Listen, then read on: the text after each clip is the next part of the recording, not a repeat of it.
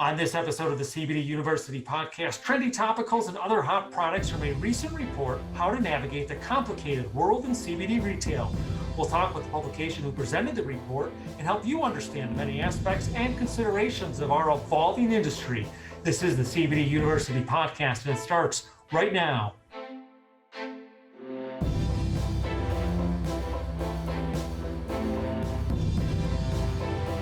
I'm Joe Augustinelli, host of the CBD University podcast. If you are a returning listener, we welcome you back to our podcast. If you are a new listener, we are glad you found us on your podcast platform of choice. Don't forget, you can also watch full video episodes of the CBD University podcast on the Global Widget YouTube channel and the YouTube channel of our brands. Navigating the CBD industry, tricky for just about anyone in a currently unregulated industry.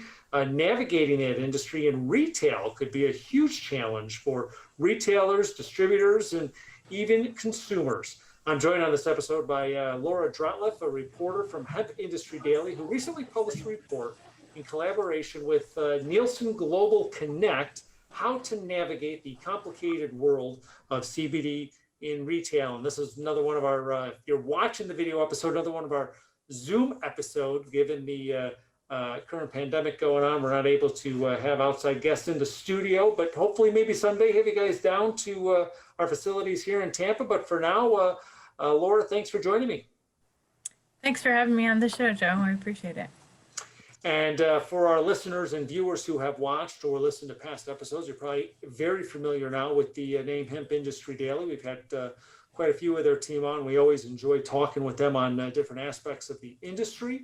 And first of all, from the report, we talk about this, the report, and if you want more information on the report, you can visit www.hempindustrydaily.com. But Laura, from the report, consumers turning to CBD more and more, it appears, and why is this? Yeah, so Joe, over the last couple of years since the Farm Bill was passed, the 2018 Farm Bill, which made hemp a legal commodity, the industry's really seen a marked interest in CBD, and but then especially over the past several months since the coronavirus pandemic happened, hit the U.S., CBD manufacturers have noticed really increased purchases over the last few months. And while a lot of the CBD stores, the independent stores, were closed and deemed non-essential, manufacturers said consumers were buying larger quantities when they're in the stores, and there was also a large pivot over to e-commerce sales. Based on a study by Aclara Research out of Chicago, 1 in 5 consumers indicated that they were buying more CBD during the pandemic, and the top reasons that they said that they were purchasing more CBD were for pain relief and anxiety. Those were the top 2 reasons. But then also relaxation, sleep, and general wellness. Although, they said that those are the reasons that they were using them, although CBD manufacturers are currently banned from making any medical claims for their products. Mm-hmm. One thing that was really interesting in that research as well, in talking to Carmen Brace from Aclara Research, is that according to the Kaiser Family Foundation, 53% of adults said that their mental health and well-being has been negatively affected and impacted by the coronavirus pandemic, and more than a third of U.S. adults have reported anxiety symptoms. And a pharmacy benefit service called Express Scripts has even reported that prescriptions for anxiety medications have increased by 34% since the pandemic. So the higher CBD sales go along with that, but then they also go along with increased interest in general wellness and improving immunity, which has really shown an uptick in recent months, with consumers focusing also on their diets and taking more supplements. So when it comes to the retail scene, the report mentions that many retailers have entered the CBD category by picking up topicals. Why topicals? Yeah, that's a good question, Joe. So topicals on the retail side have been sort of like the easiest application for retailers to enter the category because the products aren't ingestible. And Well, the FDA, the U.S. Food and Drug Administration, does have control over topical products. It seems to be more concerned about CBD products that are consumed as an ingredient in food, beverages, and dietary supplements. So, and this is because the FDA has already approved CBD as a pharmaceutical drug for epilepsy. So it's right now it's examining whether it can allow CBD for to be used as an ingredient in food or beverages or in for use in over-the-counter supplements. And topicals also, according to Nielsen research, has shown to be a little bit of a lower barrier for consumers to try because they aren't ingestible, so they may be perceived as lower risk. And so from a retailer standpoint, it's the easy end to start off in CBD, where it's kind of that low risk, where a consumer may turn to it for, as you mentioned, pain relief. Yeah, right, exactly. So the report shows that over the next 5 years, the industry is shown to grow substantially from 1.8 billion to nearly $7 billion by 2025. And we talked about that big increase, including 961% increase when it comes to beauty. So not only are retailers enjoying success with topicals, but it's also where consumers seem to be turning. When it comes to other categories, what does the forecast look like for other categories? And we talked about these just a little bit, such as edibles, which include your gummies and your oils. And another product seems like another category picking up a lot of steam is the pet category for everyone's furry friends. Yeah, and we actually, on pets, we did have a separate report just specifically for the pet category. So we have seen quite a bit of interest. In fact, Nielsen estimates that 1 in 4 pet supplements by 2025 will include CBD. So that is quite a big growth within the next 5 years in interest in CBD pet products. Beyond the formulations that have already seen the most adoption, like topicals, for example, Nielsen Global Connect, which is our partner, expects to see the most rapid growth in capsules and beverages. So, and especially if the industry receives regulatory clarity from the Food and Drug Administration. So, on using CBD as an ingredient. So consumers also have indicated high interest in both of these areas. They're also very highly interested in edibles and tinctures, as well as similar products that are formulated specifically for pets. And in our research, we did find Nielsen did find that people are using products that are specifically formulated for pets rather than giving them human formulated CBD products. So we found to be very interesting as well. So Nielsen estimates that over the next 5 years, we're going to see a 428% increase in sales of edibles and beverages, showing the market in 2025 to be 1.3 billion for beverages, which is huge, and 596 million for food products.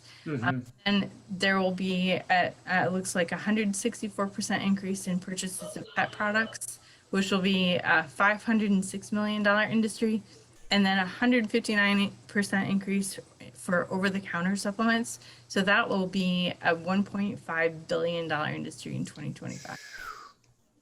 Huge. And we talk about, and a lot of that is going to hinge on our next topic. You talk about, and we talk about it on past episodes. We've talked about it a few times today. So let's just get it out there. The FDA, is 2021 the year where we have something from the FDA when it comes to this industry? That's the $1 billion question, right? So I know that the hemp and CBD industry is certainly hoping so, that 2021 will be the year. And advocacy groups across the industry have been pushing for that to happen. The FDA back in July submitted its CBD enforcement policy draft guidance, like the industry guidance, to the White House Office of Management and Budget, so the OMB. And that means basically if the White House approves that draft guidance from the FDA, that those rules could be approved any day now. But whether or not that happens remains to be seen. And if we don't see any guidance from FDA, it's possible that Congress could move forward with CBD legislation. But right now, it's anyone's guess, considering that there are a lot of other issues that lawmakers are dealing with currently, like the election and Yeah. coronavirus. So, What should retailers know about barriers to consumers wanting to try out CBD products? yeah, it's interesting. Some uh, consumers are aware that the FDA has not approved these products yet or has not provided a new regulation, and so that's really one of the biggest issues. Mm-hmm. The biggest issue is really that there isn't any regulation, and then that there's very little known research showing the effectiveness and the benefits of CBD, and whether or not it works. So consumers are also worried that they wouldn't like the effects of CBD, or that they may see some physical or mental harm from using it, and they also just don't trust or don't know whether or not CBD products actually contain the ingredients that they say that they contain, because there is an FDA regulation. So, a lot of that has to do with education. The level of education on CBD has been limited because manufacturers just are not allowed to make any claims about products, and they're just very limited on what they can educate about. For retailers looking to partner with CBD manufacturers, as we were just talking about the manufacturers and distributors, what are some tips that the report provided for navigating the CBD industry, and without giving too much of it away, so we have folks maybe take a look at that report? Yeah, good question, Joe. So because there aren't, all the different categories in retail stores yet, because a lot of retailers have really kind of backed away from selling ingestibles, like gummies or beverages or anything like that, until they receive guidance from FDA. But, so it's kind of hard to tell, because right now, there's not a huge number of CBD products in the main retail channels yet. So, but right now, hemp CBD products are predominantly sold in direct to consumer sales, online, specialty brick and mortar channels, and then also in some of the traditional, like, mainstream retailers that consumers would go and buy their other products. So right now, from what we've seen so far, Nielsen research shows that, like, convenience stores and gas station marts have really embraced more of the ingestible forms of CBD, like tinctures, gummies, and beverages. But they're like lower price per unit products, and if they happen to show up more in some of the franchise-based ownerships structures. On the shelf, they're usually also stocked together versus like being put throughout the store in other like categories. And then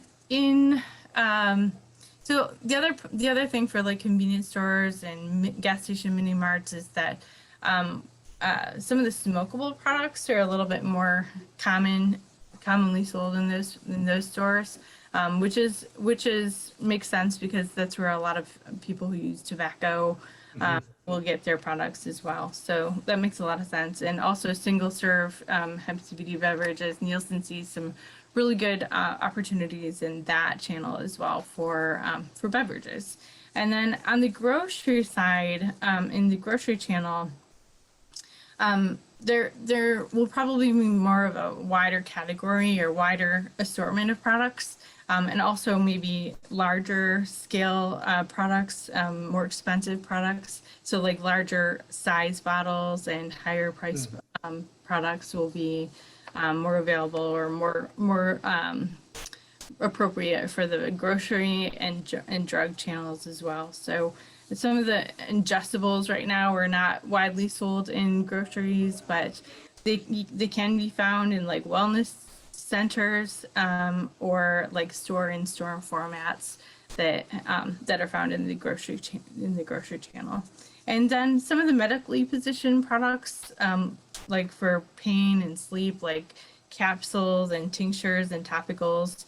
Right now, they could maybe do better in drugstores, but there is a blurring of the lines there. So grocery stores are starting to pick those up as well. And if you'd like more information on the report, again, you can visit www.hempindustrydaily.com. A lot of great information in there for retailers and even consumers if you want to get some extra information about the industry. Before we wrap up, though, certainly wanted to mention an event taking place virtually this year.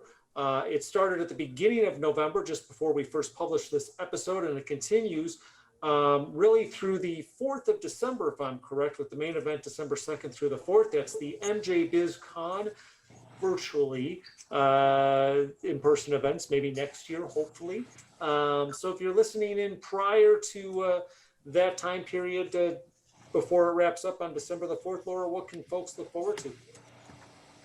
Yeah, as you mentioned, this year, unfortunately, we had to go virtual, but in place of the 1 week program, we were able to change the event into a 5-week program, which includes 60 educational sessions and 8 pass holder day forums. So an example of that is on November 30th, we have a full day Hemp Industry Daily forum, and that is going to include information on the Farm Bill and where we stand with that, the interim final rule, and then also where we stand with FDA rules and regulations, and just like a variety of topics that are interesting to the hemp crowd.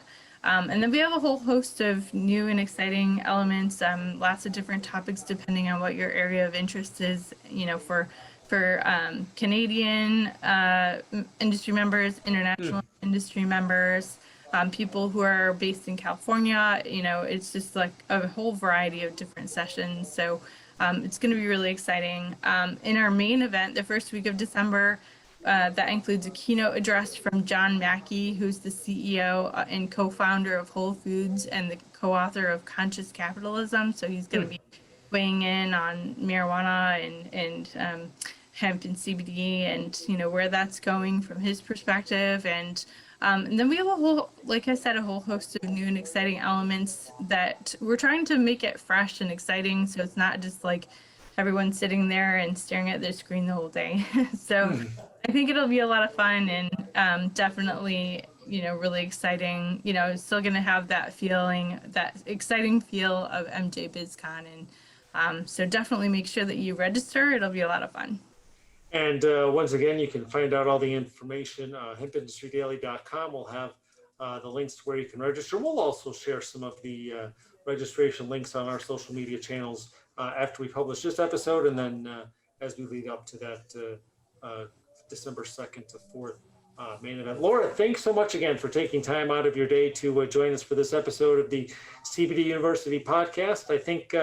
I think all that's left now as we head into 2021, maybe having you and the team on for a collection of predictions, if we dare try and predict what's going to happen in 2021. We, I think, threw out all of our 2020 predictions by February. So maybe we'll have to have you guys back for a look at the industry as we head into the new year.